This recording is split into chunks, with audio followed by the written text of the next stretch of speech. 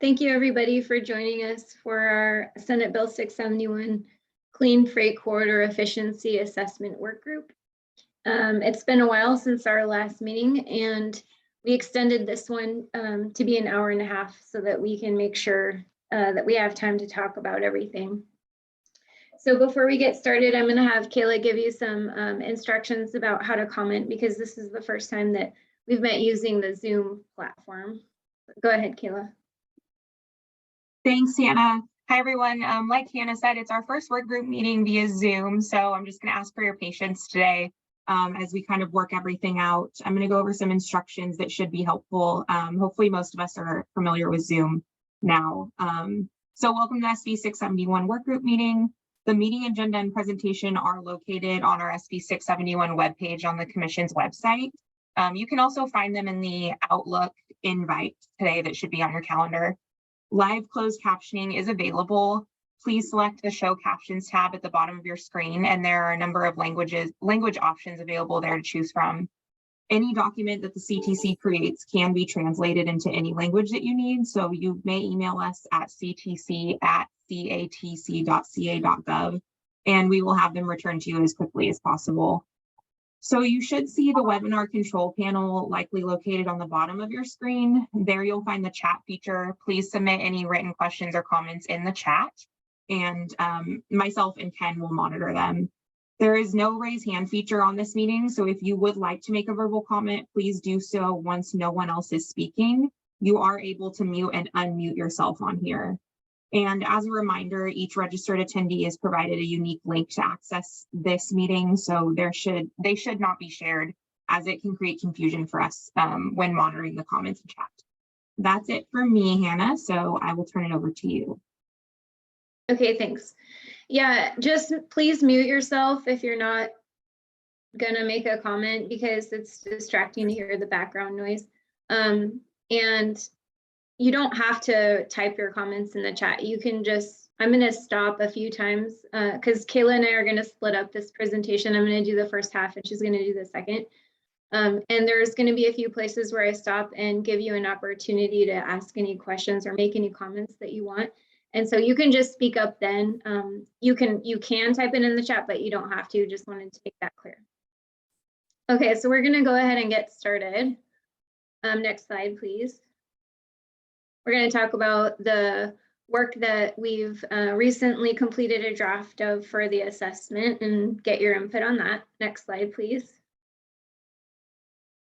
Okay, so I'm going to stop in a little bit and let you guys comment on this first piece, but the first thing we wanted to do is just look at our upcoming milestones. So for the Clean Freight Corridor assessment, we have one more work group in August. So we're going to get your feedback from today and we'll meet one more time.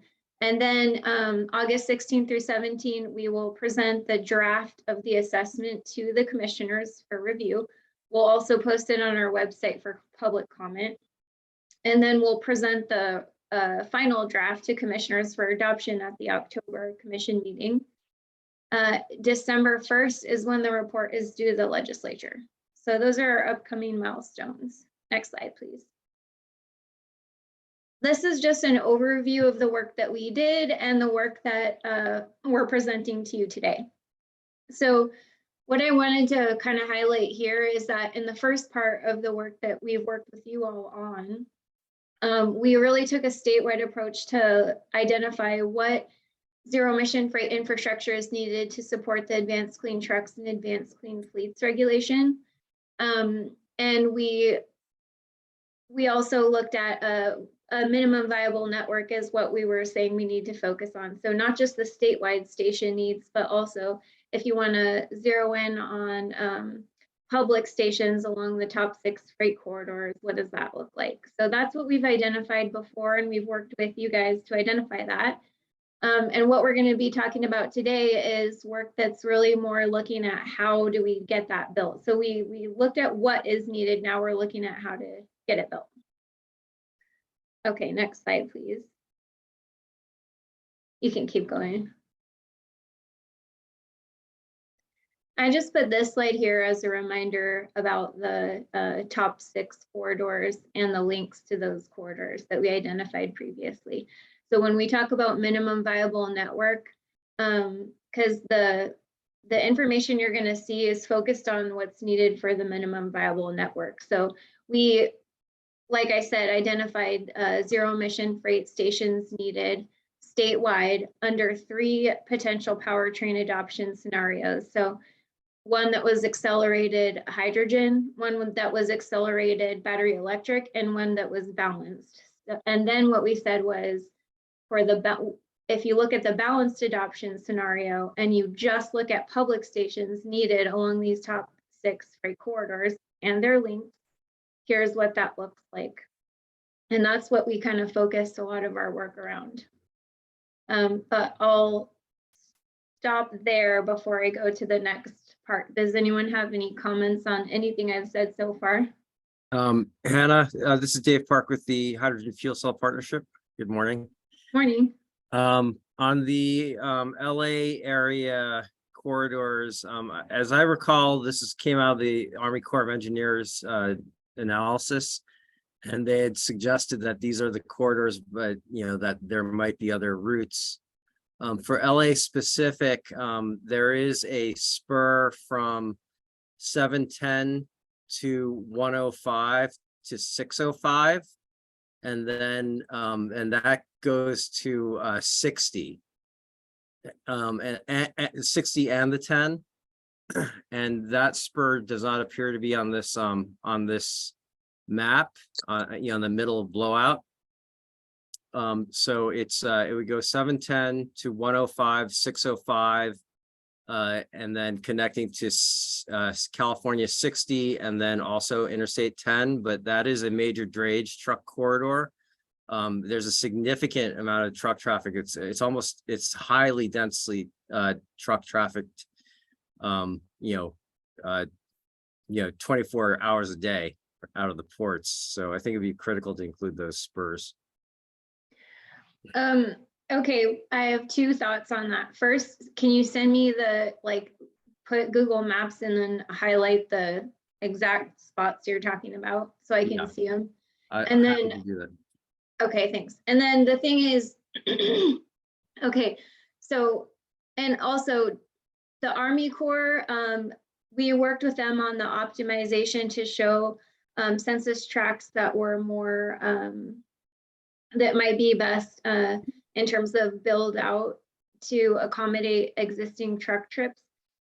The way we got to the top 6 corridors was by taking a freight model that McKinsey built, and it took into account truck traffic and commodity flow. And then we looked at the average daily truck traffic and mean of the daily truck trips. And we found segments over 50 miles in length. And then we just numbered them based on which ones had the highest numbers from that criteria. And that's how we got to the top corridors. SB 671 required us, it has 2 requirements related to corridors. It required us to identify, quote, priority freight corridors. And that was a process we went through like a little over a year ago with the work group to identify freight corridors that were priorities. And then it required us to identify the top 5 freight corridors. And the language says based on truck volume and related diesel exposure, something like that.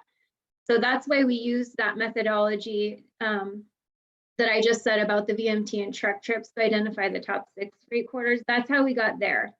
And that's what this slide is kind of calling out, the actual top 6 corridors. But there's a broader set of corridors that we also recognize are a priority and are going to include in the assessment as well. So just wanted to make that clear. Great. I see that people have their hands up. Rob, were you first? I didn't, and then James, go ahead. Thank you, Hannah, and thanks for your work on this. We really do appreciate the amount of work that has gone into this so far. As you know, we provided some correspondence back in May, and you guys responded to that correspondence. Our concern or issue was the absence of State Route 58, the extension of I-40 over to I-5. Yeah. That corridor actually has higher truck volumes than I-80 and higher truck volumes in I-40. It's actually 25% higher than I-80 corridor. Also, that corridor is runs through the most disadvantaged region within the Southern San Joaquin Valley. And as you know, the Southern San Joaquin Valley is often vying with LA Basin for the worst air quality. And so this area is severely impacted, and leaving it off of the top 6 corridors. And we're not actually asking to add an additional corridor, making it a top 7. We just want you to extend the I-40 corridor to include 58 all the way over to I-5. And that's a very logical connection between those two. And there are several reasons: the impact of the disadvantaged communities along the corridor, higher truck volumes. There is some issues with the methodology used by the consultant to identify these. Using the FAF software has some problems when you're trying to load trips onto some of the more localized roadways because of the large geography used in the development of that model.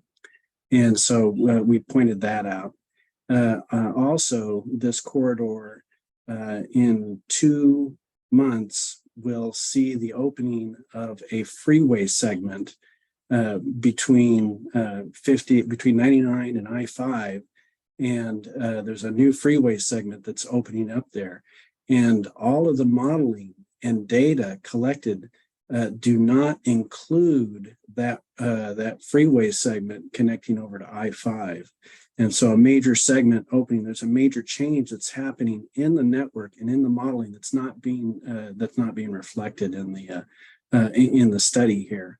And so something else your consultant needs to take into consideration.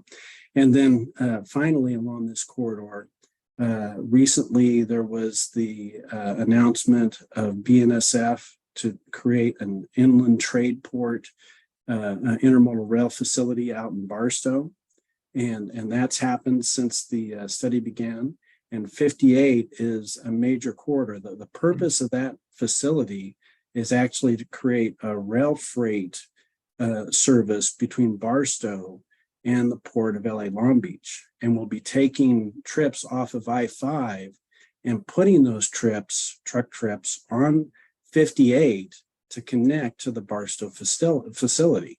Right, Rob, I don't want to cut you off, but can I cut you off? Because I'm worried that I don't want to take too much time in this segment because we have 26 slides and I'm worried about making it through them all. But I understand what you're saying, and these are the points that you raised in your email, and so you saw my response to those. But what I'll say right now is just that I'm comfortable with our methodology, and we worked closely with the consultant on it. So I don't want to put the responsibility solely on the consultant. It really was a collaboration between myself and Kayla and the consultant. But the reason I'm comfortable with the methodology we used is because we used truck GPS data from the Army Corps study and Caltrans data to cross-check the data from FAF5. And Caltrans is updating their model right now to FAF5. So there's no perfect data source, but I feel like of the data sources that people have right now, it was a good one. I answered some of the more specifics of your concerns in the email, but I'll just say that we want to stick to the methodology that we use because we need to have a frame of reference in order to make a decision. And the 58 wasn't in the top 5 or 6, or it wasn't up there in that methodology. So I don't want to discount what you're saying, but I'm just going to stick with what I had said, which is basically what I just said. But what I can do is that I will look at the best way to message the importance of that corridor in the report so that I can try to make it clear that that's a important freight corridor. And actually it already is a priority freight corridor, so it will be noted as such in the report. And I don't think that, like, if you think about the way that this messaging practically plays out, I don't think that it's still going to be a priority for state investment if it's identified as a priority freight corridor. And the Caltrans is working with us to align alternative fuel corridor designations for federal funds with our priority freight corridor designations. So I think because it's a priority freight corridor, it's going to be a good candidate for state and federal funds. But for the top 6 corridors, I want to stick with the methodology that we use because I feel like it's sound. So. Well, thank you, Hannah, and I appreciate that response. We do have a difference of opinion on that, and really think that the methodology does need to be revisited to look at including that. Just one other final point that I wanted to make, and that's that historically, when the clean truck programs went into Southern California, the older trucks were dumped into the San Joaquin Valley. And we feel like, once again, this is another program where all of the investment is going to help out the major coastal communities and are not going to help out our local disadvantaged communities within the San Joaquin Valley. And so we really hope that you guys do something to reconsider this. It's Arvin, it's Lamont, it's Southeast Bakersfield. These are the most impacted, disadvantaged communities within the state, and we need to be doing something for them. Thank you. So for that, Rob, why don't separate from this call, Kayla, can you work to set up like a half an hour with Rob offline, and then it might not be until the beginning of August, Rob, because we've got a bunch of debriefs in July from the trade corridor program that just passed. But what I could do is work with you to see how we can make sure to kind of get to the end game that you're trying to get at in your community. Regardless of this corridor designation, there might be other ways we can get to the same outcome. So let me talk to you offline about it. I appreciate that, Hannah. Thank you. Yeah. Okay, James and then Marissa, and then I'm going to move on and we'll come back at the end. We're trying to leave some time for questions. So James and Marissa, and then I'm going to go to the next slide. Go ahead, James.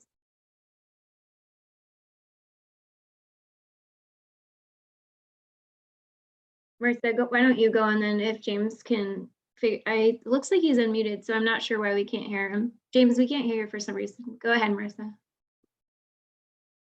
Hi, everyone. I'm Marissa Hagerman. I'm a legislative aide with Senator Lena Gonzalez of Long Beach and portions of Southeast LA.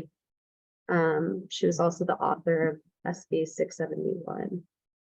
Just really want to start by thanking Hannah and the CTC team. I think they've done a great job. I think their work's really impressive, and really thankful for the collaboration that we've had thus far, and the conversations that we've had and will continue to have.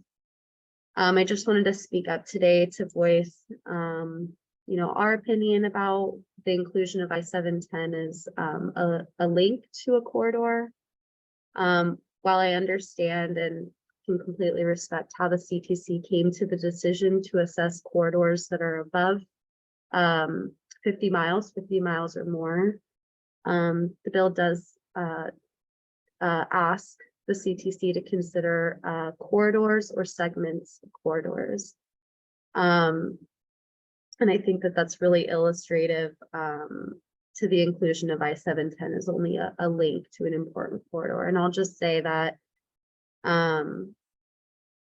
the data sets that are available, I mean, you used what you had, and I get that. I do think that it's very telling that the I-710 didn't come up on its own as a top corridor. From our private conversations, I think it was shared that the I-710 was actually not even 10th.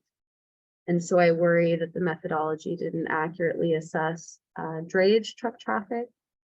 From representing this district and seeing the corridor, it's it's busy all the time. There isn't an hour of the day where you can't find trucks on that road. And especially over COVID, when the ports went to 24/7 operations, there was just incredible truck traffic in our communities. And so I just wanted to elevate that. And thank you. Yeah, thanks, Marissa. And we recognize that you're from the author's office. So of course we want to keep you as happy as possible with the work that we're doing. I know we were supposed to have, let's just follow up offline because I think Kayla just needs to reschedule our next meeting. So maybe we could do that. Would love to. Thank you. Okay, thanks. Okay, Michael, you're the absolute last commenter on this slide, and then we'll move on. Well, just very quickly, and of course, we'll continue the conversations. Hannah, thank you again for all your team's great work on just trying to pull this all together in the short time frame. I think the main comments that we kind of reflect what you heard from the commissioners and from the previous speaker is just, you know, the 710 is such a unique case given the density of trucks. I mean, the trucks per mile is off the charts compared to everywhere else. So it's kind of a different methodology. I think, you know, looking at the mapping, the 10 corridor really extending from LA West to Santa Monica is less of a freight concern for us than the natural progression of freight from the ports to the intermodal yards up the 710 and then out to the Inland Empire on the 10. So it almost would make sense from just a pure how does freight move and where are trucks needing investment for zero emission technology to curl the 10 freeway corridor down to the ports through the 710. You can include the 110 if needed as well, but just, you know, that's kind of the natural movement, and the 605 even would benefit from that as well because there's, you know, those corridors all overflow because of the system. But, you know, I think that might help the CTC think through a little bit about how do we capture the unique case of the 710, not just in terms of the density of need and the investment available through the ports, through their clean truck fund rate, through Metro's 50 million for our zero emission truck program for infrastructure that's in that corridor, but also just capturing, you know, what's really happening in Southern California, plus the intense generational impacts to equity focused communities that are in this corridor affected by the 710. So just kind of putting some things out there, but overall looking forward to continued discussion with you and seeing what the final version will be. But that's kind of what pops off the map for me in terms of all the conversations we've been having is, you know, I think that maybe one of the disconnects we're dealing with is that 10 corridor really is an extension of the 710 corridor in terms of activity from our perspective. So Okay, so basically what you're saying, because I want to make sure I understand what you're saying, what you're saying is like we wouldn't necessarily make a 7th top corridor, but we would just change the graphic to show that the 10 kind of curving down like that, and then saying that the 710 is part of that. Which we kind of already are, but we're calling it a link, so it's more like a messaging thing. I think the link connector language is what's causing a lot of trouble for our stakeholders. So I think if it was the same corridor, I mean, it was part of the scope of that corridor that's in the top 6, I think that would solve a lot of our problems in terms of how do we get a line between what the stakeholders are saying and then what you as a commissioner are trying to accomplish with this. It might clean that up a bit. So yeah. Just put that as consideration. Okay, well, that's an idea I'll take back. And because there's been so much interest in this topic, it's gone all the way up through like our executive director. So let me bring that idea back and we can think on it, but it's a possibility. I think actually that might be kind of like what Rob is trying to say, something similar. So, and you know, we could, I'm not saying we would, but we could, you know, we could message it that way. And then I think on our top 6 slide, it would show kind of like, we'd have to think about how to show that other than like just running the line down like that, but we could take it out of the links language. So that is a possibility. We would just have to note that based on our methodology though, and this is where I run into concerns like, and again, I'm not giving you a final answer today, I'm really just thinking out loud, but this is where I run into concerns because if you actually look at the corridor numbers that we have all listed out in a spreadsheet, and it's not the same based on the volume of traffic that we're seeing for the 710. So, and maybe well, no data source is perfect is one thing I've learned in trying to capture good data, but it's possible that we're not capturing everything, but it's not really consistent with our methodology. So that's a little bit concerning for me, but let me think about what you're saying and talk to the team, and then I'll get back to you. Thank you, Hannah. Yeah. Okay, let's keep going. And then if anyone else wants to say something about this, we're gonna try to save some time at the end. Okay, next slide, Ken. So in terms of how do we actually do the build out, we heard a lot, we talked a lot with this group about what are the challenges in transitioning to zero emission freight, and there was a lot of them. But we tried to group them and narrow it down to the 3 top things. So what we came up with is time, money, and the number of people and like the different people involved, what we're calling complex ecosystem. And so we developed some barriers and recommended solutions about each of these 3 topics. Next slide, please. Okay, so the first couple of slides are about timing. I'm going to go through them and then I'll pause for questions.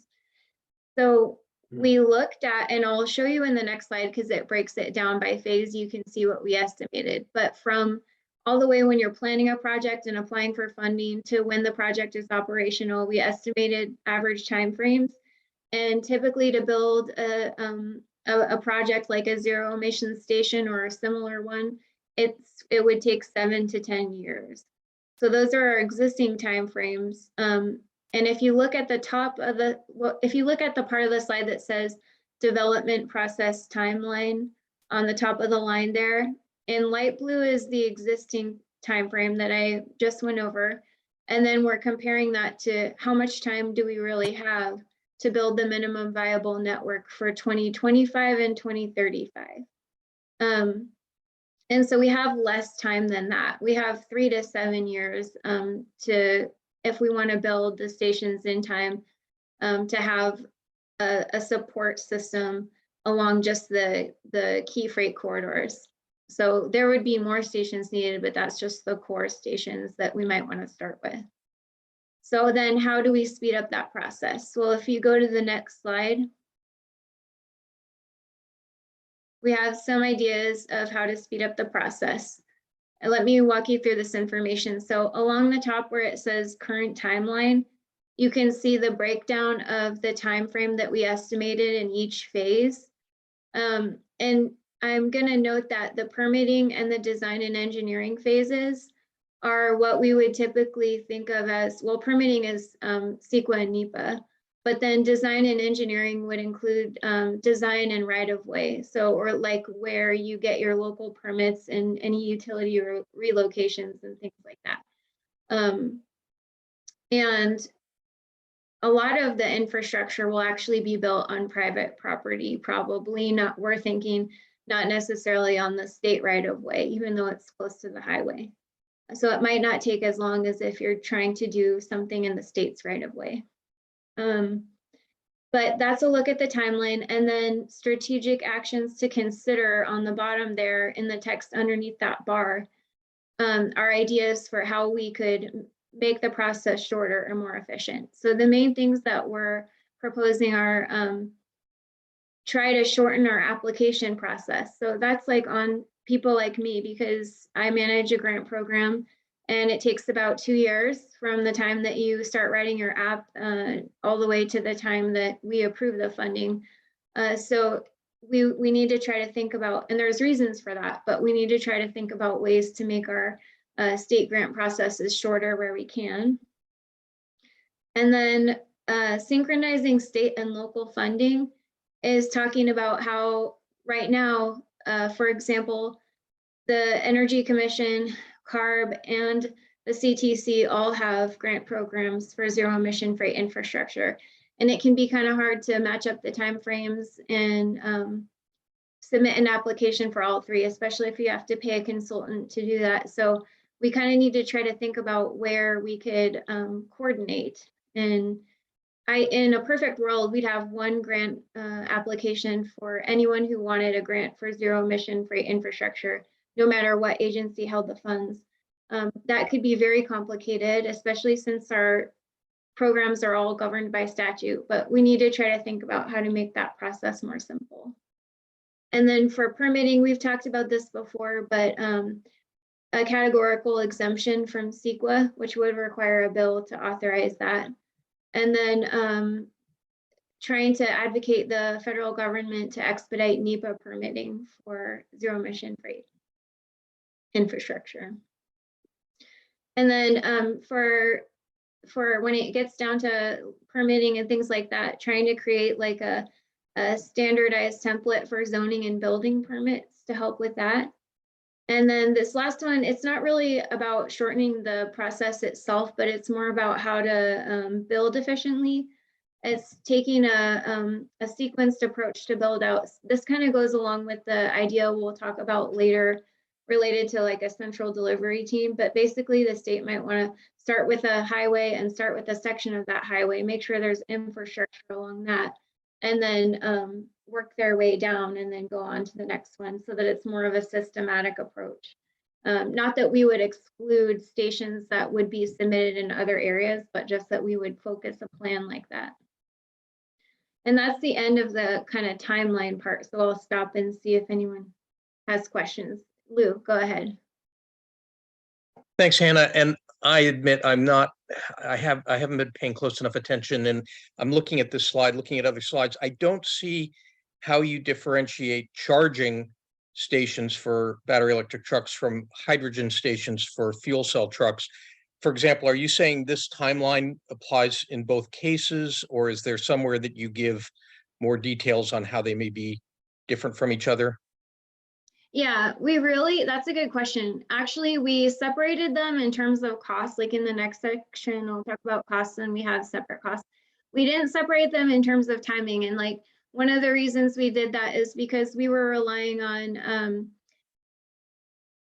SB 671 project information that was submitted by the work group and also on the trade corridor program. We actually, that's the grant program I manage at the commission. We approved grants for 3 zero emission infrastructure projects for cycle 3. And those are all on the same timeline. So the requirements and the average timeframes that those are based on are the same. So it could be that once we have more experience, we'll find that there's some differences in needs between battery electric and fuel cell. But right now, based on the info we had, it was pretty similar. So we left it like that. If you guys have any additional information that could maybe add some nuances to that, then let me know and I can see if we can incorporate it.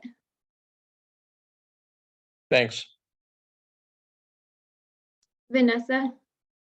Hey, Hannah. Yeah, just thinking where this fits best across the 3. I think there's relevance in each of the 3 areas, but also just thinking about, distribution grid upgrades and where that fits. Because, while we are a load serving entity, like we don't operate the grid and we face the same challenges as, a private developer in terms of information transparency, as well as, upgrade timelines. I think the PUC's freight infrastructure planning process will start to address that. So I don't know if that would be duplicative to discuss here, but I think that, some kind of strategic circuit upgrade kind of process that aligns with these corridors might be something to include in one of or all 3 of these categories. I just, couldn't really think if it exclusively fits here. But I definitely think that some discussion of that as well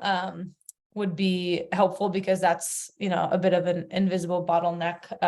This kind of, the way I read this is kind of from the perspective of developers in the state as, how can the state remove barriers or reduce roadblocks for developers? But I think that it doesn't necessarily speak yet specifically to also making sure that there's capacity to build large projects along these corridors. Yeah, no, that's a really good point. And actually, so on the timeline front, we did try to include the barrier side of electric infrastructure planning. And that's why you see kind of the gold, see how design and engineering is gold. And then there's a call out little box at the top that says grid readiness could take 2 to 7+ years in parallel to this process. Mhm. And that's from the CEC and CPUC info we have, and we're part Okay. of that. I think you're talking about what the CPUC calls the FIT process. Yeah, exactly. Okay, so we are trying to call out that that is a challenge for the electric side, and actually that's a nuance that I should have said that we did consider for the timing. Sorry, Lou, I forgot about that. But so we did call that out on the barrier side, but right now we don't have the FIT process as a potential solution for that part. So we should, Kaylin, let's make a note to make sure that we mention that in our solution part for the timeframes. Yeah. But okay, thanks for those comments. And then yeah. Ray, were you next? I didn't see if it was Ray or Amber who had your hand. Go ahead, Ray.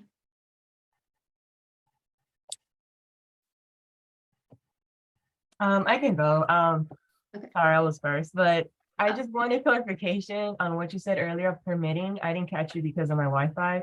Did you say you already have a bill that's ready for a categorical exemption for CEQA, or are you requiring a bill? I didn't catch that. Can you clarify that for me? Yeah, it would require a bill. There isn't one. And although there is, my understanding is, and I don't know if GoBiz is on here or someone else might know this for certain. My understanding is that some hydrogen stations are already exempt from the CEQA process. But like battery electric stations, and I'm not sure if that rule applies to all hydrogen stations. So we're proposing that all zero emission freight infrastructure could get a categorical exemption from CEQA, but yeah, we would need a bill for that. Perfect. Thank you for clarifying. Mm-hmm. Maybe I can just jump in. This is Gia from GoBiz. Are you able to hear me okay? Oh yeah, thanks, Gia. Yeah. Please. Hi, yeah. So you're right. There are, I mean, it's really been in the case only in the light duty space where the categorical exemptions for hydrogen have been when they're stations that are being developed at existing gas stations. So that has been something that's happened in the past. This would likely, because of their truck stations, not fall into that category in the same way. But there are some other efforts underway that could be helpful, like the infrastructure task force that the governor's set up recently, and there is some efforts at play to help speed up the CEQA timelines already. So it's not exemptions in the way that you're talking about, but there are some actions at play here. And actually, Heather and I were just looking up to see whether the charging stations would be included in that effort. As the bill stands right now, hydrogen is actually explicitly excluded from that. But to shorten CEQA timelines for the charging stations, there may be some activity there as well. That's good to know. Thanks, Gia. Actually, yeah. So Kayla, can you make a note to circle back with Gia on the language for the categorical exemptions and make sure we're capturing it correctly? Okay, that's good. Thanks, Gia. Okay. Ray, can you? Your hand is up, but we can't hear you. Okay, can you hear me now? Yeah. Great, thanks. Yeah, just a quick comment.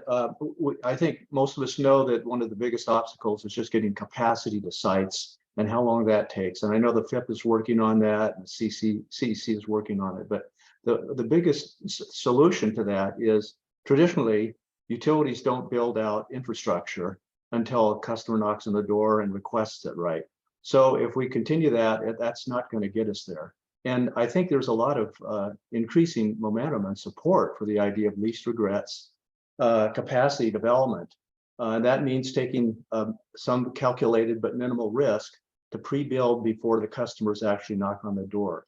And so I think it'd be really great if you could call that out in your report and really emphasize the importance of that. That's the only way we're going to be able to be successful, is the utilities get permission from the PUC, to do planning, modeling, and build against those plans and models, even in the absence of actual customer demand at the time they need to start. Thank you. Okay. Is there anyone from the CPUC that's in our, because I know there's some CPUC folks on our work group. I don't know if they're here. Paul Douglas is here. Oh, hey, Paul, do you want to comment on that at all, or? I actually just stepped away and I just caught the last minute of Ray's comments, but Ray, could you just summarize what your what the ask was? I think pre-build was the main thrust of your point. That's it. Pre-build, we can't wait for customers to knock on the door because it takes too long. So we've got to do modeling, get as much data as we can from customers, and then do the rest modeling and invest the money and pre-build the capacity before there's actual customers identified. Because we know it can take many years to do some of this. Yeah, so that's, I think Vanessa already mentioned this, but so we have this freight infrastructure planning proposal that's out, waiting for stakeholder comments in, I guess, a week or in a bit. But that's actually the main purpose of that proposal, is to identify where long lead infrastructure is needed and where do we need to start working on it proactively. And the challenging part for us is identifying where is the optimal location for this infrastructure and making sure that we don't over or underbuild, and actually locate it in a place where it aligns with freight or good movement. So that's why we've been working with Hannah on the FIT proposal. And, you know, as Vanessa was pointing out, there is this proposal, this slide needs to be linked quite closely to the proactive planning that we're doing at the distribution and system level. So short answer is I agree. We just need to figure out how to do it. And as someone was on, I was on a call the other day, and what I was highlighting for them is the PUC cannot do this on its own. We're not freight experts or transportation sector experts, and it really requires participation from this type of stakeholder group to make sure we get it right. Yeah, thanks, Paul. I agree. And actually, we'll make a note. My staff are great for helping me keep track. We'll make a note to add a reference to the FIT process as a solution on this slide, since I forgot to put that on there. Okay, so Christian and then Bill, and then let's move on for now. Go ahead. And Christian Corby with the California Electric Transportation Coalition. I just wanted to mention two things about the FIP, which, you know, obviously Paul is an expert on it, but I just wanted to note that that's for, it's focusing on long-term challenges. It's purposely not looking at near-term challenges. So we may just want to recognize that as far as, our need to move quickly around some of these priority corridors. And then additionally, just make it clear, the FIP process will only address issues with the investor-owned utilities and not the POUs. And we need to make sure that we're including POUs in this planning process, because they're going to be a key piece as well. So thank you. Okay, I wrote that down so that we can make sure to incorporate that. And this is Paul. The issues that you just brought up, Christian, is the ones that we're asking parties to comment on, particularly this disconnect between POU planning and load serving entities like the utilities. There's very weak linkage between from a forecasting and planning perspective. And it's not clear how that needs to get resolved or how that should be resolved. So that's really important. And then also, you're right, we're focusing on years, 5 years and out. And that the PUC is working on some of these known projects issues in the shorter term, and hopefully we'll have an answer shortly. Great, thank you, Paul. Looking forward to reading those comments. Yeah, we really are relying on the PUC to kind of take the lead in helping us find and organize solutions for the electric infrastructure side of things. And I think, of course, it's a collaborative effort, but they're leading that FIT process. And we are looking to that to kind of see what the solutions could be on that front. So that is a really important process. And we'll work on incorporating the feedback that you guys have provided. Go ahead, Bill. Hi, Hannah. Just thank you very quickly. Hey, Paul, just for your notification, you please make sure that you guys include the hydrogen refueling stations in your assessment.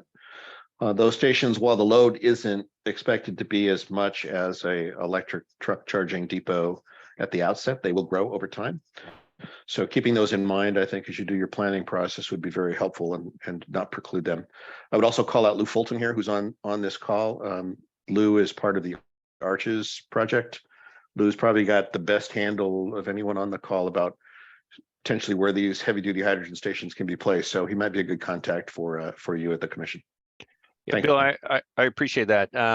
As we noted in the staff proposal, just because this problem statement is so huge, we're focusing on batteries initially, but the framework that we're developing for looking at the infrastructure needs for batteries would probably be the same that we would use for hydrogen.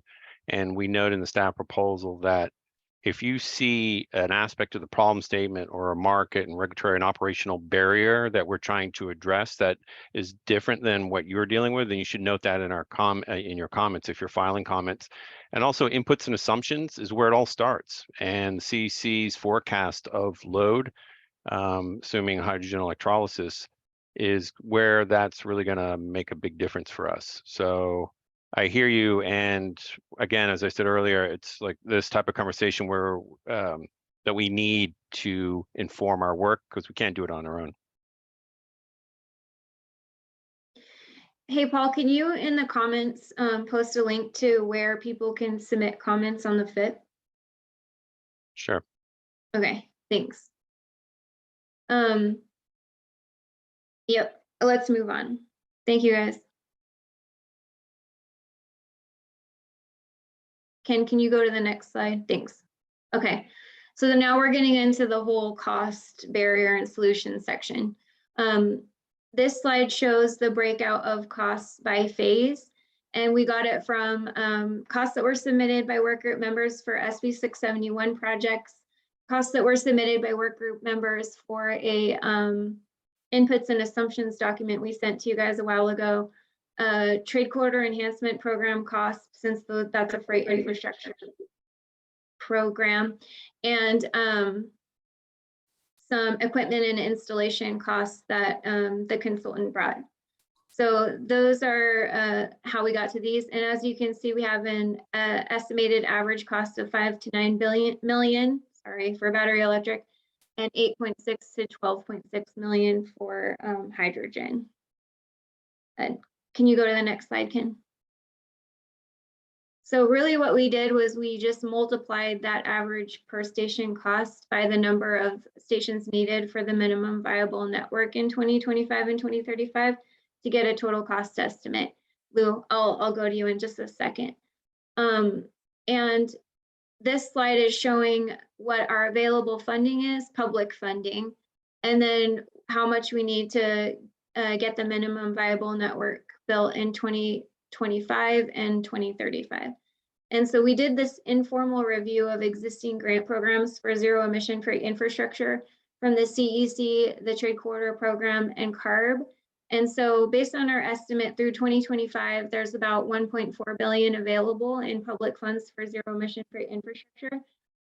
And there's some stations along the minimum viable network that are funded already. We're working on getting a more precise count of that so we can incorporate it into the draft report. But it looks like we have the public funds needed to build the 2025 minimum viable network. But we will need more funds for the 2035 minimum viable network. And we assume in the technical memo, which is posted on our website, and actually maybe Kayla, can you put a link to the technical memo in the chat so people can refer to it if they want? And really to get the full picture, you kind of need to read the book item and the technical memo together. So maybe we should post both links, but this is information from that work. We say that both public and private investment is needed, and that private investment could cover maybe up to approximately 40% of the costs And based on that, then about 5 to 8 billion would be needed to build a 2035 minimum viable network. And we're still working out how to message this. And one idea someone had that I thought was great was maybe one thing we could recommend is that the legislature start to build out a year-by-year funding plan. So it's kind of daunting to say we need to allocate or appropriate 5 to 8 billion all at once, but if we kind of break that out on a yearly basis, it might be like a more manageable ask. So we're gonna work on the messaging for this piece. But that's what our work found. Yeah, that's the end of this part based on cost. So Lou, go ahead. Thanks, Hannah. Yeah, very interesting and useful. On the hydrogen and station side, we've done this sort of thing, and I think it's important to be clear on how big these stations are.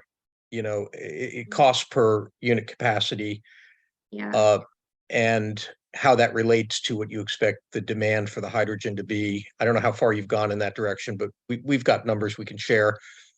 And like you say, the rollout, it's going to take time, and so a steady stream of funding can help. The other thing is we're hoping that capital costs can decline both with scale and over time as we get some various kinds of scale economies and production economies going. So after 2030, we're hoping things are considerably cheaper. So I don't know how to get that in there, but maybe it's good to be conservative for now, not assume that. Well, can you send me any public information that's published about like what you just said? Okay. Yep. Because we've used your work in this process and we really appreciate your collaboration. And so, yeah, we can see if we can incorporate some of that nuance. Yeah. Okay. Yeah, Chris, go ahead.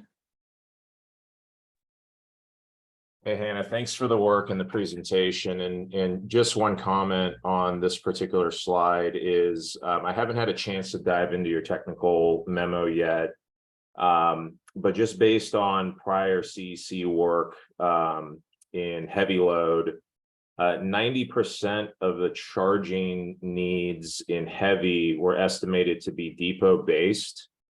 And so I just, with respect to messaging on funding, and with, a lot of the funding sources, you're going to be competing between dollars to do, let's say, EVSE incentives for the depot-based programs as well as for the public. These cost estimates are limited. I think I did see in your technical memo that minimum viable network is limited to publicly available retail charging, correct? Right, yeah, that's because we were trying to gear this toward the legislature and like what actions do they have purview over and would they want to focus on? So that's why we suggested focusing on the public stations along those key corridors. Yeah, and I just urge a little caution or maybe just some added context when talking about budget requests and what the funding needs are, that we're not leaving out this huge chunk that is, estimated to be depot based, because I wouldn't want to give the false impression that, if we fund the MVN, then that's it, right? We've taken care of all needs. So just maybe providing some context that there is this other huge number of chargers that are expected to be done at the depot level, and there's some additional costs tied to that, just to give a more accurate picture when having budget discussions about that if we wanted to get the retail network, minimum viable retail network stood up, it looks like this, but also there's this other massive need. Just like it's important context if we're talking about, again, recommendations to the legislature about expenditures. Yeah, that's a good point. I wrote that down. Let's make a note of that, team. We'll incorporate that into our messaging. That's true. Okay. Thank you. All right. Let's move on to the next slide.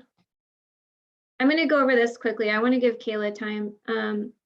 So this is talking about in the whole category of cost, the challenge of the upfront cost of the zero emission trucks for the fleet owners and the individual owner operators. And it's showing when we're estimating to hit cost parity for heavy duty and medium duty trucks for battery electric and hydrogen. And the main takeaway that we kind of want to leave with this slide is that it's going to be a challenge for people to purchase these vehicles, and that we need to think about our existing incentive programs and how we can support that. And one thing I did also want to note that we need to add to our solutions is in the draft is there are also the clean truck programs at like the San Pedro Bay ports and the Port of Oakland that will also help provide some incentives for buying these vehicles too. There are those programs out there, and we need to take a look at our state programs. Let's go to the next slide. Oh yeah, go ahead, Michael. Just really quickly, one of the things that has come up in our discussions is the concept of technical assistance to help connect the lower income, smaller fleet truck drivers to these opportunities. So that might be an extra soft cost that might need to be added into that affordability viewpoint. So just FYI. That's a good point. Okay, I'm writing that down. When would the technical assistance happen? Like as part of at what point in the process will that work?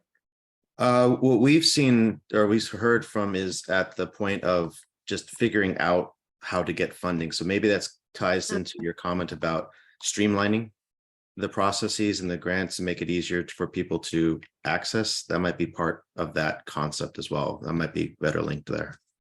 Oh, I see. Okay. All right, cool. I wrote that down. Thanks. These are all great ideas. I really appreciate everyone's comments. Okay. Good. All right. Thanks, Michael. Okay. So on the last main kind of barrier solution topic, just thinking about how to really coordinate, organize, and make sure that and when we get to next steps that we're working with you all to think through where to build like the specific locations and what, just trying to help stations actually like through the permitting process. Because I think we've talked before about how even if there might be some state initiatives to try to speed up local permitting and things like that, people might not actually be really familiar with how to do that. And so we kind of want a one central group that will continue working with all the stakeholders and really be a champion for these projects and try to make sure that they're getting built, that they're getting built timely, and that things are moving along with like a specific focus on them. So that's why we were proposing a central delivery team to kind of keep working on this, like after this assessment is submitted and really thinking about next steps. This is the group that would work with you all to really think about, okay, what if we're going to start and we're going to do this whole systematic approach that we're proposing, what highway should we start with, what section should we start with, and how do we decide the specific latitude, longitude for station locations that we might want to focus on? Keeping in mind that our grants are competitive, so we're not going to limit like applications to a specific area necessarily, but that we want to probably prioritize investment in certain areas first. So just a group to do that. That's what we're thinking of as our central delivery team. Next slide. And they could work with like the regional leads and the private companies. And these are new kind of partnerships that we're forming to build these stations. So someone kind of helping make those connections would be important. Next slide, please. And this is just looking at some actions that the central delivery team could take.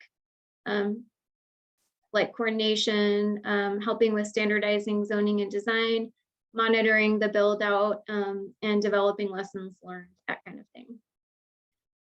And I'll just say really quick that we sent around that executive order to the work group yesterday. And I apologize because I recently became aware of that executive order, but it looks like that might actually be doing some of these things that we're suggesting. It talks about the strike team standardizing, taking a look at infrastructure, including zero emission infrastructure, prioritizing state investments, and then monitoring projects through all the phases. So it kind of sounds to me like that might end up playing out to be kind of what we're proposing here. It's a little early to tell. I don't have a lot of details about that right now, but that might be an answer to what we're suggesting. And that's the end of my section. And unless anyone has any comments about that, then we can move over because Kayla has to present the rest of the topics for us. All right, thanks. Go ahead, Kayla, and I'll take notes for you in this part. Thanks, Hannah. So for the sake of time, I'll just go ahead and go through these final handful of slides, and then we'll use the rest of our time for questions or comments that any of you might have. Okay, thanks, Ken. So there are two key implications of the heavier weight of zero emission trucks. First, weight limits on the roads could impact their business performance because zero emission trucks are likely to be 15% heavier than combustion engine trucks, meaning fleets may have to use more trucks to move the same amount of goods. And second, there will be potential for more wear and tear on our roads given the additional truck weight. So over the next approximately 5 years, technology should improve and make trucks lighter. But for now, we're recommending that California work with FHWA to consider a temporary increase of the gross vehicle weight limit for zero emission trucks.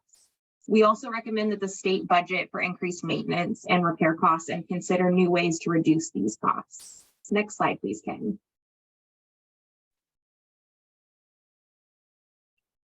So as we mentioned earlier in this presentation and at the meeting last week, we have previously developed 3 scenarios that most of you may remember for zero emission truck adoption. Here is a snapshot of the estimated increase in road maintenance spending in California, which varies by powertrain adoption. As you can see here on the slide, a heavy battery electric truck adoption scenario has the most impact on road maintenance. This means that road maintenance costs will be higher if there are mostly battery electric trucks on the road. Next slide, please, Ken. So currently there are several existing and developing materials created by state agencies that speak to effective ways to avoid displacement, including but not limited to the Commission's SB1 program's Transportation Equity Supplement, the Anti-Displacement Subcommittee memo created by CalSTA and other state agency partners, and the Caltrans Project Development Procedures Manual. These materials should be used as a reference and embedded in station development procedures in the coming years. We also recognize that AB 617 communities may experience different impacts from the development of zero emission infrastructure, and project leads should be encouraged to collaborate with environmental justice organizations and community groups to determine the best strategies for transitioning to zero emission in these communities. Next slide, please, Ken. Okay, so this slide talks a little bit about microgrids. I'll try to summarize this information. Since zero emission truck adoption could increase electricity demand, microgrids could supplement existing grid capacity. Installing microgrids, where feasible, can provide backup power in emergency situations. Project sponsors should consider capacity, cost, and energy source when looking at station development and determining whether microgrids are necessary.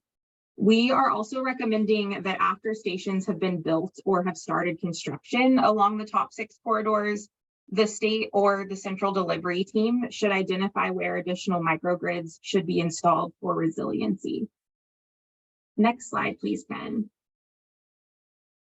I think this is actually our last slide with info on it. So this is in regards to the economic and health benefits of the transition for zero emission. This state-funded programs are expected to save fleets $48 billion in net costs through 2040, and over $100 million in public funding will be available to fleet owners.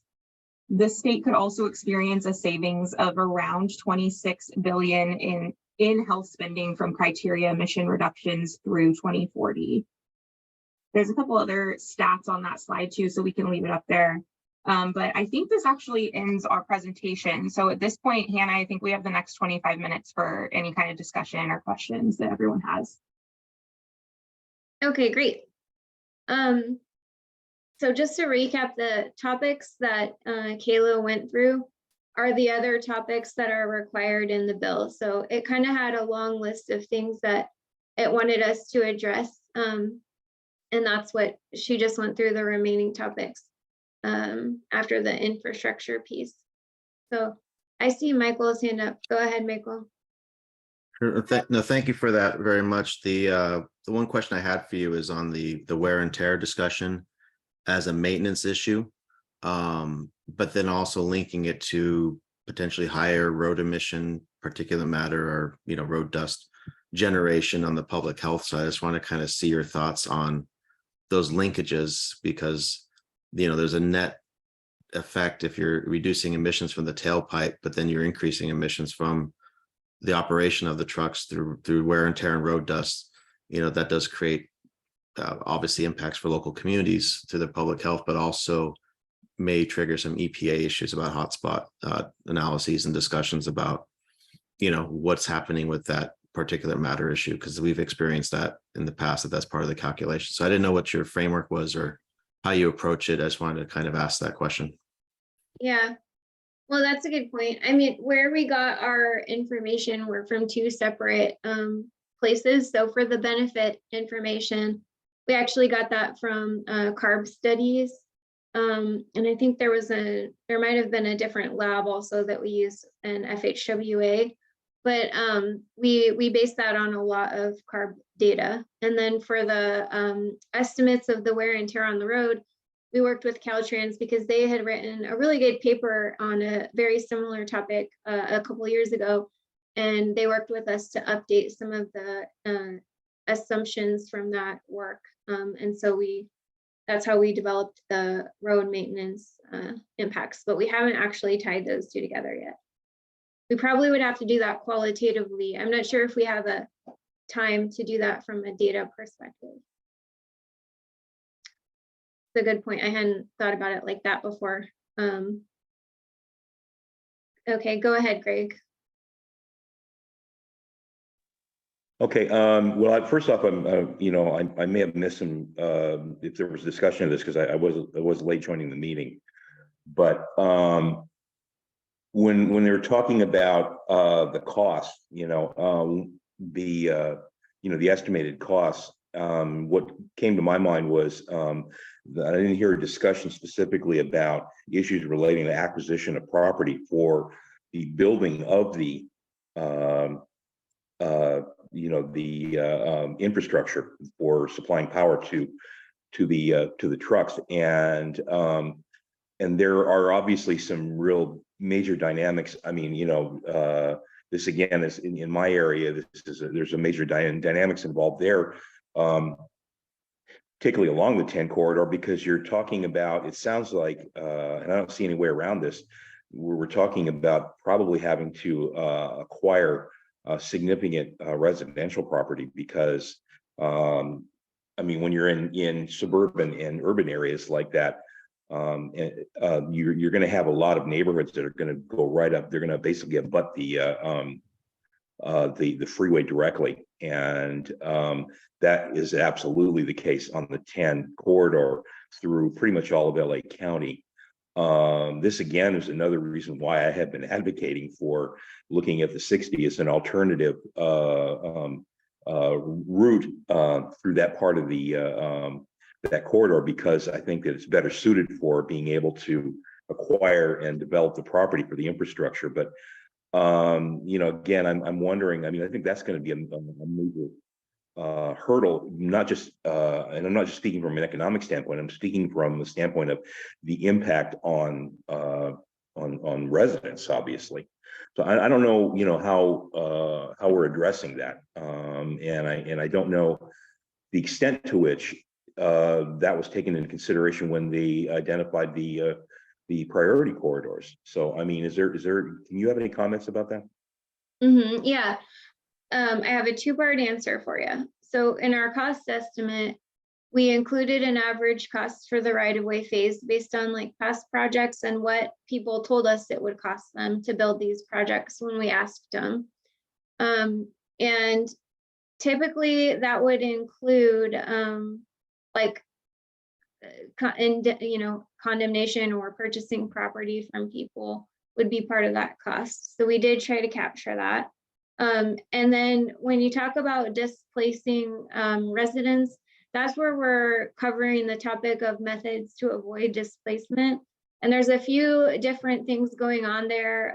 CalSTA has a work group that's working on how to incorporate that idea more in the planning of projects in general when we plan transportation projects. And then the Caltrans manual actually has a lot of good information. So for project managers, when they're when they're designing a project initially, if they, and I'm sure they do read that, then there's actually a lot of information about there about how you can avoid displacement. So that's kind of what we're pointing to in the report.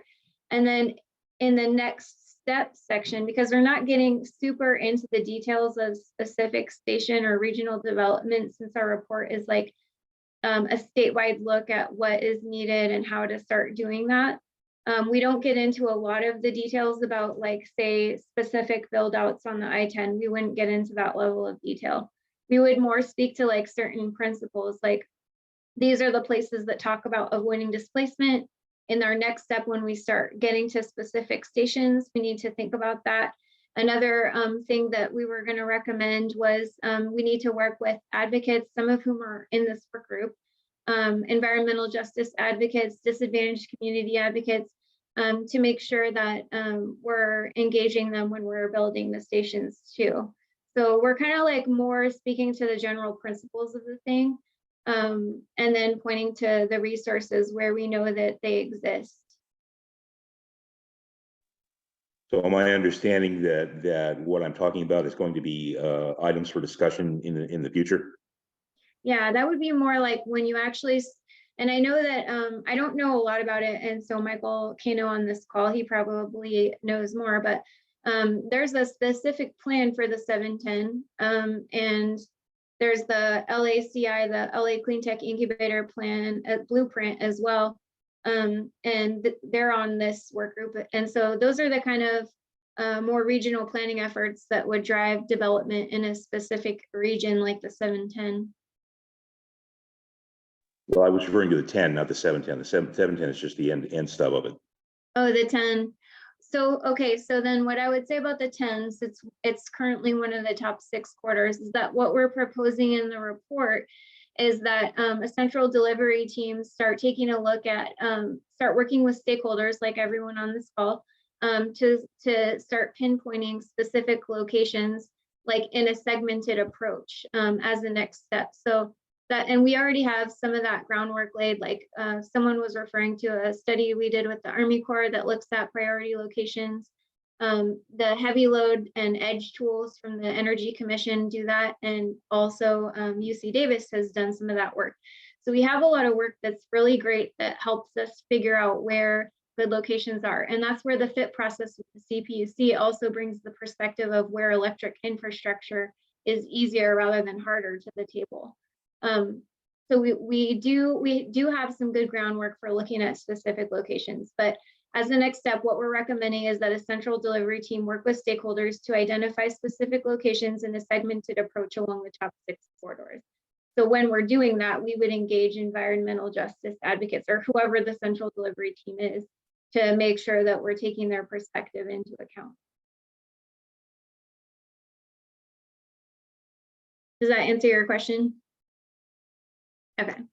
For the most part, I don't know if it remains to be seen whether it'll address my concerns. I have to wonder if they're the extent to which the same environmental justice advocate groups, for example, were involved in the process of determining the corridors in the first place, priority corridors, because I think one of my concerns here is that before the horse on that, where we're saying, well, we got this plan, but now we got to talk to people about, about groups who may have issues with it, about how to make it work.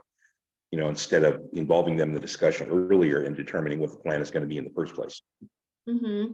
Well, this is more like a plan for a plan, and not to, I want to move on because I know I want to give everyone a chance to have their comments, but just to be frank with you, I'm not going to say that this SB 671 process has been perfect in engaging advocates from the beginning, but I will say that from the very beginning, and I think it was 2020, when we started the whole process of working on SB 671, we very quickly formed a work group, and we sent out a bunch of invites to advocates that we knew to see if they were interested. So we were actually really trying to engage with them early on and make sure that they had a voice in the process. And I think that this plan is high level enough to, we're trying specifically to not be too prescriptive. So in our minimum viable network, we said we need about so many stations here, but where you're really going to get the concern from some of the communities is when you start to look at the specific locations. And what we've said is, and this is an idea from the LACI work blueprints, we need to look at building zero emission infrastructure as an opportunity to move freight away from communities where possible. And so I think that at that level is where their input is going to come in to really be useful. In that section, in the building section, their input has been useful throughout this whole process. So we'll continue to engage with our advocates. Okay, thank you. Yeah. Adam, go ahead. Hey, thank you. I just wanted to drill down a little bit more on that potential process for dealing with the weight limits, because you know, we are now in a world where the transition to zero emission vehicles is being mandated, and it's a major barrier. Like, it's a huge issue. If fleets and drivers can't use the trucks that are available to move the freight that needs moving, we have a large problem. I'm just wondering, like, are you, if you could spell out a little bit more like what you think the process is for addressing this? Is there going to be a central point of contact within the state administration for trying to catalyze the necessary change? And then how could this community also best engage upon that to deliver a workable outcome?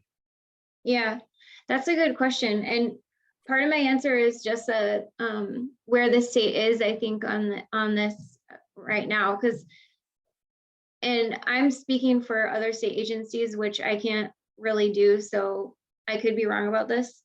But my perspective is that it seems to me that right now, in terms of state agencies, we're at this point where we're starting to transition from the planning phase to the implementation phase of how to really get a lot of this done.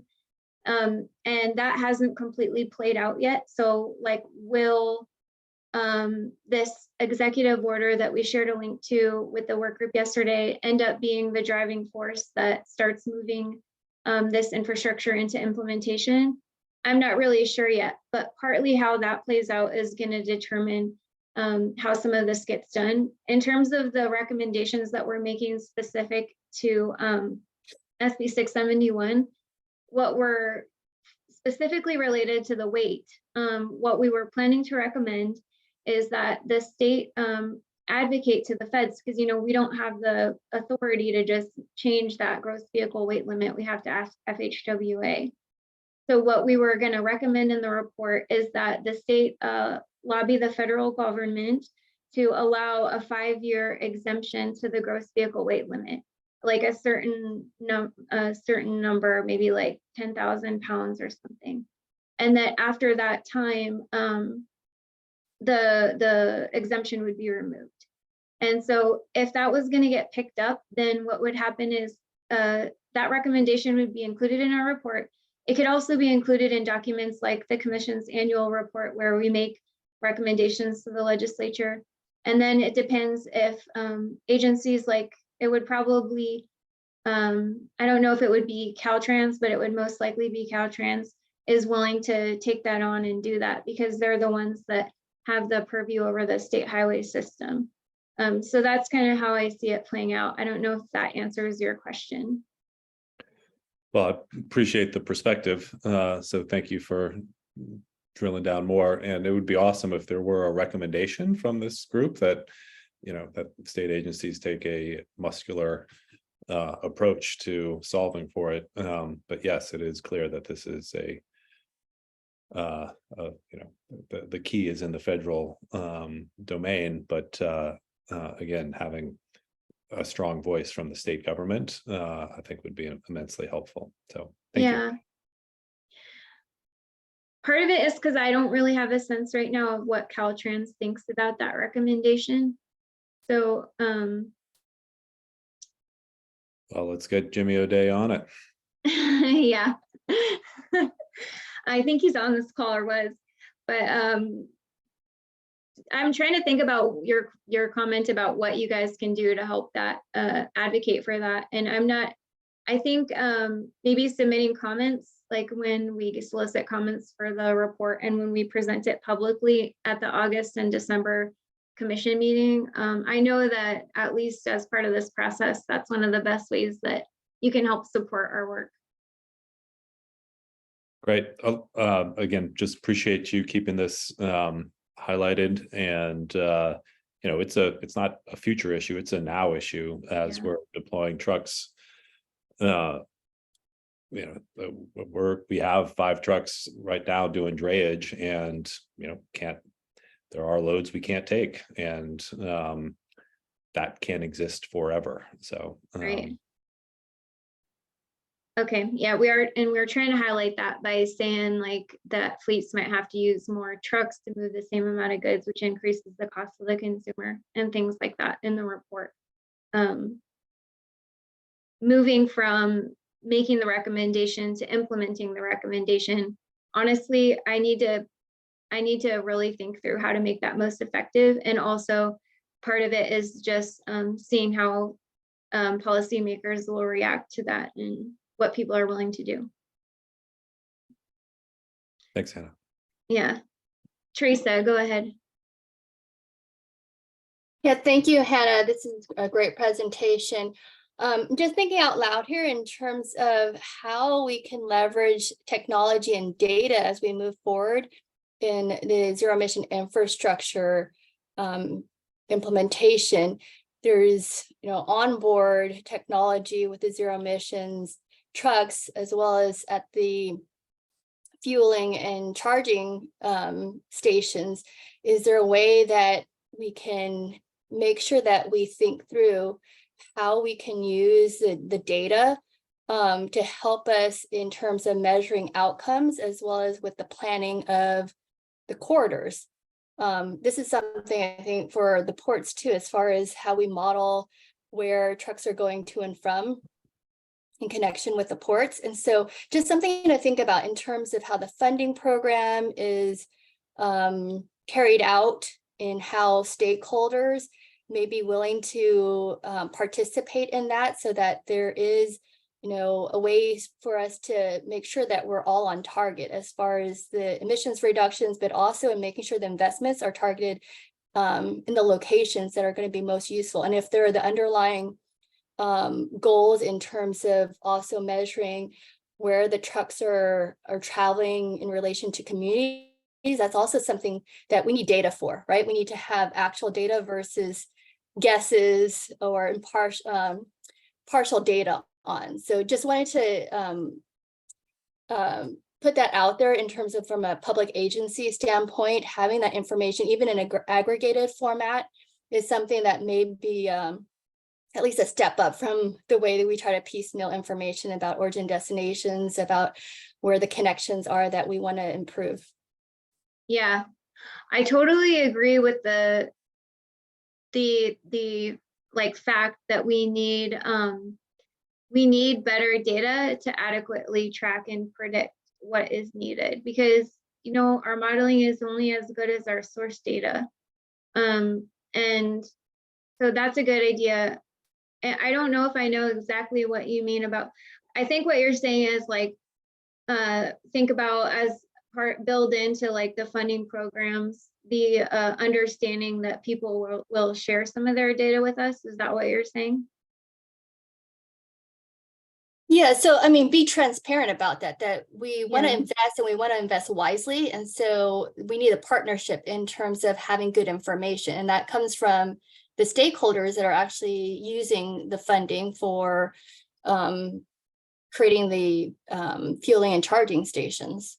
But Yeah. also those that are using the facilities and have the trucks, right, that have technology on board. Again, we understand security and privacy concerns. So it's more, how do we get some information even at an aggregate level so that we can verify that we are making good investments?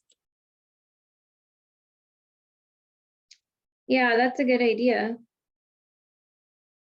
And I can even, can you bring this back up again when we start the guidelines development process for TSIP?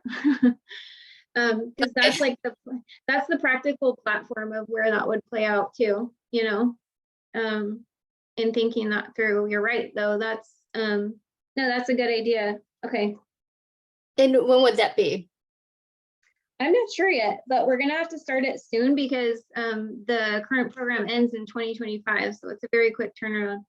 So I'm thinking we might start as early as like beginning of next year, end of this year. Okay. Yeah. Will do. Thank you. Hannah, with just a time check, we have 4 minutes left and we just have a couple of questions and comments that we got in the chat. Oh, sure. And Kayla, can you tell everyone while they're still on when our next meeting is? Yeah, so as of now, our next work group meeting is scheduled for August 11th. And that is right before, it's actually the Friday before the commission meeting where the draft will be presented to the commission. So August 11th right now. If you don't have it on your calendar, go ahead and send me an email and I will send you the invite. Okay. Go ahead. And really quick, Kayla, do you mind if I say something to them really quick to make sure they know? So we have captured your guys' comments and we'll work on incorporating them into the draft. And what we present to commissioners at the meeting in the PowerPoint might not have all the details, but they would be in the language of the draft itself, just making sure that's clear. Okay, sorry, go ahead, Kayla. Yeah, no problem. Okay, so we received, our first question is, what is the plan to shift the savings to support the extra maintenance? There isn't one yet. That we would have to develop that. Okay, then just a comment next regarding the maintenance cost of heavier EV trucks on roadways. Modal shift is still important for making sure we utilize rail, roadways, and waterways. If we use zero emission locomotives and barges, tugs, other vessels, this lowers maintenance costs and helps with maximizing roadways. Okay. Thank you. And I think just one more question. Would the increase for the weight limit apply to all trucks or only zero emission trucks? Zero emission, only zero emission trucks, because what we're saying is that where you get that extra weight is when you have the heavier battery. And I think it's like the actual powertrain that supports that in there that makes them heavier. And it has something to do with I'm also, my work, or the info is not in front of me, but like the way that the weight is distributed on the axles is heavier because of that. Okay, and we actually do have one more question. So this one is, how can we incorporate workforce development opportunities for impacted communities for skills, training, jobs associated with implementation of zero emission truck infrastructure, etc.? That is part of the report. We just didn't have time to cover it. And we're referring to existing resources that exist. And we also have some workforce people on the work group that we've been trying to engage with to make sure that we're getting their perspective. And that's it for questions that we received. Okay. And we'll take a look at the comments that people have put in the chat as well, even if we didn't read them out loud. Well, thank you everyone for your time. We really appreciate you spending an hour and a half with us on this topic. Please feel free to email Kayla and I if you have any questions or concerns that you feel like didn't get addressed, or that if you want to share any information with us. And if you do want to share information with us, the sooner the better, since we're starting to wrap up the assessment. So it's good to get it in now. Thank you everyone for your ideas. As always, we really appreciate them, and they're really good perspectives. So thank you very much. And we will talk to you next time. Bye. Thanks, everyone.